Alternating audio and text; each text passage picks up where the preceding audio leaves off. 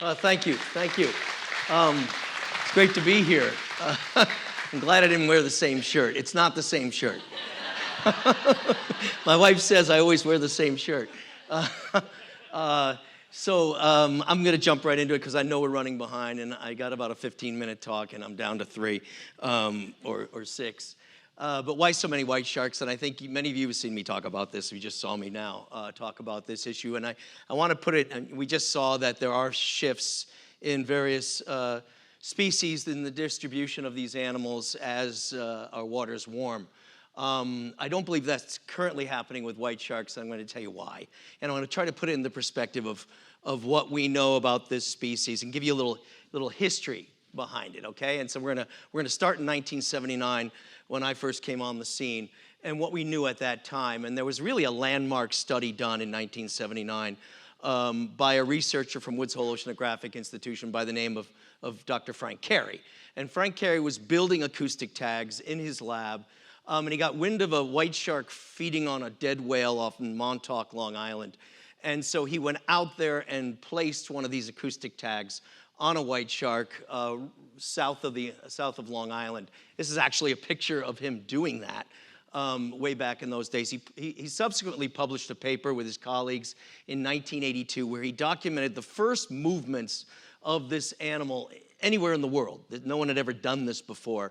And specifically off of in the western North Atlantic where we knew virtually nothing about white sharks. And that also included the vertical behavior of these animals. And so I'm not going to dive into the research too much that we're doing now and building upon this pioneering work. But Frank, in this paper, talked about the fact that in the western North Atlantic in particular, we had driven seal populations to the brink of extinction, so it was very difficult for researchers to find white sharks. It was in those days referred to as a rare event species. One, if you didn't have a dead whale and white sharks feeding on it, you would not find them. Occasionally, fishermen would interact with white sharks in their day-to-day activities using all kinds of fishing gear, and those are recreational and commercial fishermen. But what Frank talked about is because there were no seals, we could not predictably go and find white sharks to study them. But he also referenced what we had at the time called global hotspots. And I've highlighted those global hotspots going from California and Mexico all the way across the world, South Africa, South Australia. And the one thing these hotspots for white sharks have in common is prey items that look like this. It's pinnipeds, seals and sea lions. Where you get high densities of seals and sea lions that overlap with the distribution, and you can see the general distribution of the white shark in gray on this slide, you're going to get the occurrence of high densities of white sharks hotspots. You're going to get what we call aggregation sites, okay? And so Frank talked about in that paper that we don't know much about the white shark simply because we can't find them, all right? But as I said, fishermen were encountering white sharks. So when I worked in Narragansett, Rhode Island at the National Marine Fisheries Lab many years ago with scientists Jack Casey and Frank Carey, who I got to meet and work with eventually, we would get specimens of dead white sharks that were brought in by commercial and recreational fishermen. This is about the size they're born, and of course they get to be about this big. And much of what we know about the species at the time came from doing necropsies on these animals, all right? Dissecting them, pulling tissues, trying to figure out their biology through taking apart dead animals. And so, for example, you look in the stomach, you can see what they eat. What you don't know is if you take a section of their backbone and you count rings like on a tree, within the vertebral column, you can get a sense of its age, its longevity. If you look at its reproductive system, it'll tell you all about whether it's mature or immature. But it doesn't tell you much about their movement ecology, their behavior. And all we had was that single study done and published in 1982 by Frank Carey and his colleagues, up until we started seeing white sharks more predictably. When you take all those incidental captures of white sharks and assemble them on a map, this is what the distribution of the white shark looked like. And I say it in the past tense because we've changed this, all right? This persisted, again, as all we knew about this species. There's about 600 historical dots here, dating back to the early 1800s. And as you can see, white sharks occurred off New England and Canada going back that amount of time. So, their distribution in these northern areas is not new at all. But this is fisheries-dependent data, and also it largely reflects not only where the species occurs, but where people are fishing. So there's a whole bunch of information missing from this, which I'm going to fill in. It was in 2004 when I encountered my first live white shark off of Massachusetts. And some of you may recall this event. It was a big media frenzy. 2004, white sharks swam into a salt pond on the Elizabeth Islands, not far from Woods Hole, Massachusetts, where it spent 2 weeks. We put a satellite tag on it, and for the first time. But what it did was it woke me up to the fact that this is a species that might be coming back to our waters in larger numbers, because at the same time this occurred, I was getting photos like this from the Cape Cod Stranding Network. And I apologize, I know but it's after lunch, so we can do this. This is what we were seeing in big numbers. IFAW and the Stranding Network were reporting to us over the course of the first part of the 2000s that seals were being found in this condition. And there's only one predator in this part of the Atlantic Ocean that could do this to a seal, and that was the white shark. So we began to pay more attention, and I started to tear pages out of the books of scientists written in other parts of the world where they were studying sharks, white sharks in particular, at hotspots, other hotspots. So let's talk about what's driving this, all right? Over the course of, from the early 2000s to now, we have had an increase in the seal population. Now, I'm going to take 2 looks at each of these populations. I'm going to look at seals. I'm going to look at gray seals in particular, because I think that's the seal that's being targeted off Cape Cod. And we'll look at white sharks. Then we're going to look at the bigger picture, and then we're going to look at the smaller picture for each. So the population trend, and this is from a paper published by the Canadians. All right? So the Canadians have done a much better job at assessing the seal populations than we have here in the US. And what you can see, based on this assessment published just a few years ago, that there's well over 360,000 gray seals in the current western North Atlantic population. So keep that in mind, because seals don't stay in one area. They move around much like big fish do, okay? So you're dealing with a very sizable population where there's a great deal of exchange between what happens in the US seal population and what happens in Canadian. As a matter of fact, it's a single Western North Atlantic population. Let's look a little more specifically at the Cape Cod region. And this is a paper, again, published just a few years ago,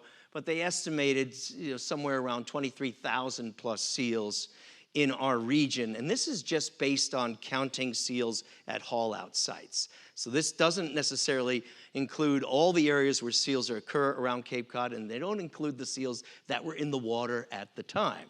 Right? Seals spend a certain percentage of time in the water. If you look at seals in the water, the amount of time they spend in the water, there's another published paper that said that somewhere between 30 and 50,000 seals occur in the Cape Cod region any given year.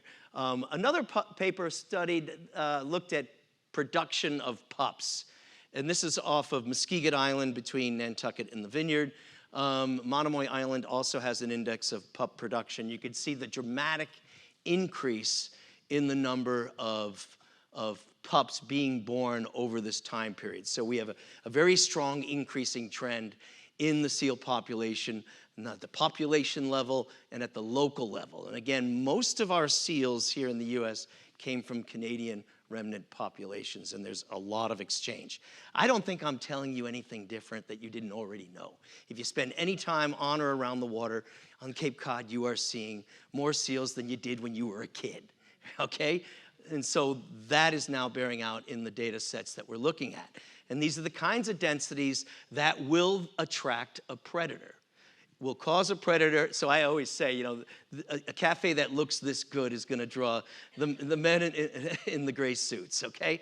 And that's exactly what is going on. So let's see what's going on with white sharks. And so we look at the available indices of abundance, and I'm not going to bore you with the stats on this. I just want you to look at these lines, okay, over time.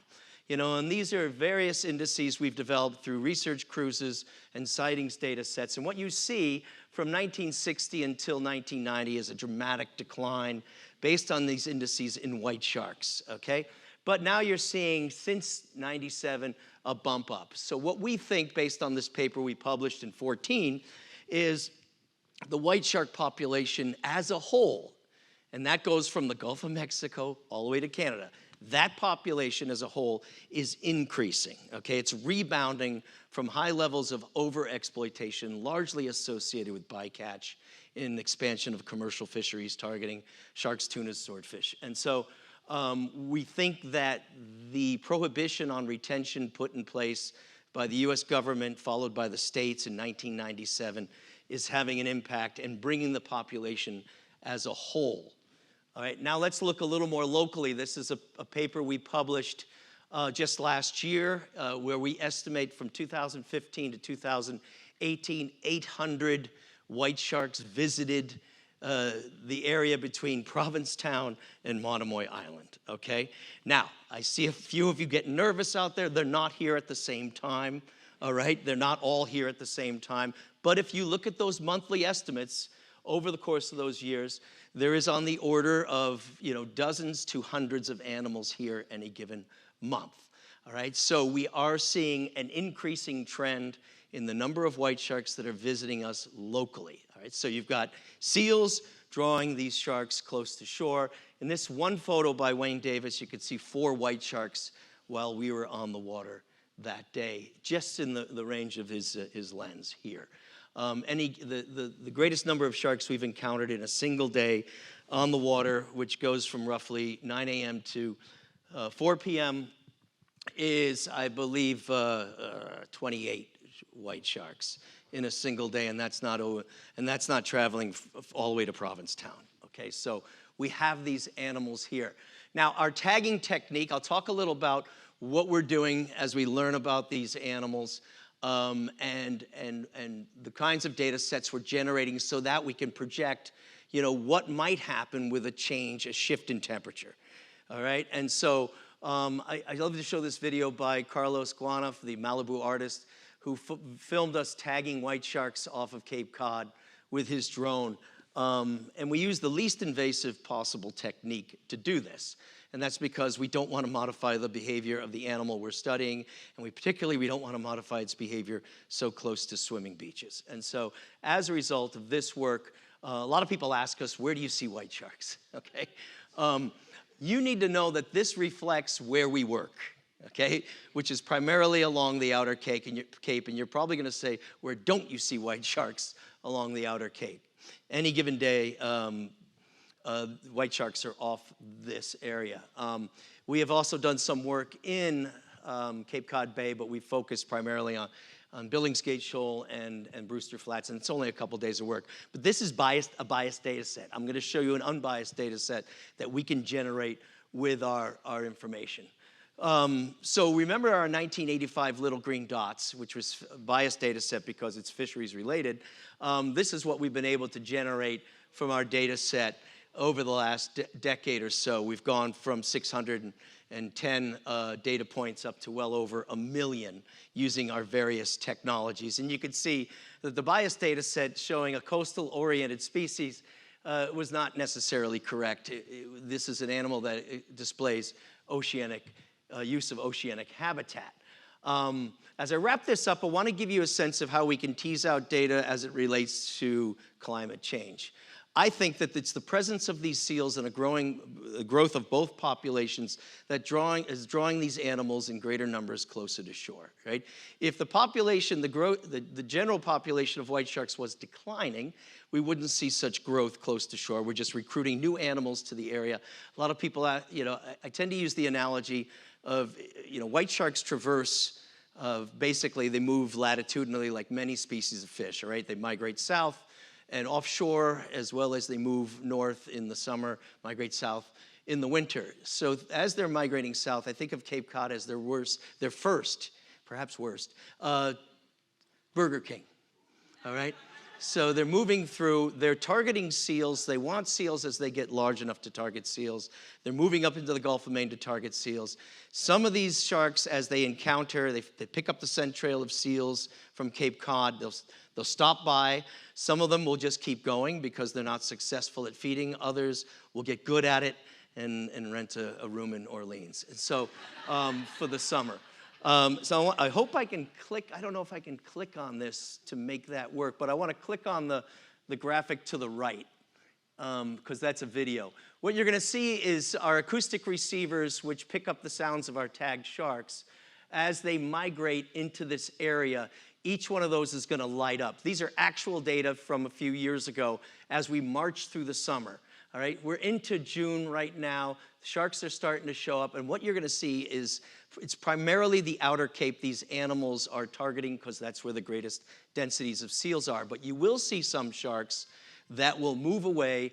They'll go to the eastern side of Cape Cod Bay, and then some of them will even move right up the shoreline into the Gulf of Maine. Many of them will travel up to Canada. We had well over 90 of our sharks detected in Canada just last summer alone. But here you can see how we have a sense of when the sharks arrive, where they spend their time, and when they leave, you know. And by looking at these data relative to water temperature, which is probably the best environmental variable to measure when it comes to climate change, we can start to see very, very strong relationship. This is a statistically significant relationship that shows that the movement of our white sharks, their arrival on Cape Cod, is strongly dependent on water temperature. All right, that dramatic rise that you see relative to water temperature is an increase in a probability of sharks showing up. And certainly by the time our water temperature is in excess of 50 degrees, many of the sharks are here. But below that, they're not. So water temperature mitigates their travels. We're using this to look at, to generate maps relative to the probability of where sharks are most likely to be relative to water temperature. Okay? We're doing it relative to public safety so we can advise the public where the sharks are most likely to be. But we can also begin to project forward as to how water temperature might influence the behavior of these animals. I've always said I don't believe climate change is driving the presence of these animals, but it will, I believe, drive when they arrive, how long they stay, and when they leave. And that'll include everywhere from Cape Cod all the way up to Canadian waters. And so with that, I will wrap it up because we're getting late. I want to thank the Atlantic White Shark Conservancy and a number of other organizations and individuals for assistance over the last decade for us to generate such massive data sets so we can begin to answer these kinds of questions. But it's something we definitely are paying attention to, and I'll also shamelessly promote my books. And so on top of that, so thank you all very much. Thank you.